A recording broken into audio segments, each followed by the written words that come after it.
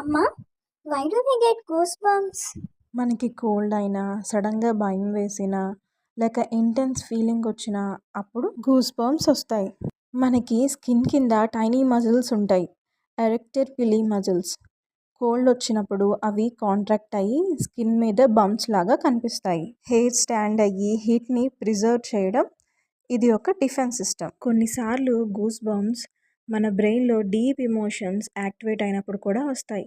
Like మ్యూజిక్లో high emotion moment or ఒక powerful memory గుర్తొచ్చినప్పుడు.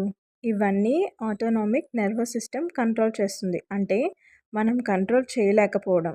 Body ఆటోమేటిక్గా రియాక్ట్ అవుతుంది కోల్డ్, ఫియర్ ఆర్ ఇమోషన్కి.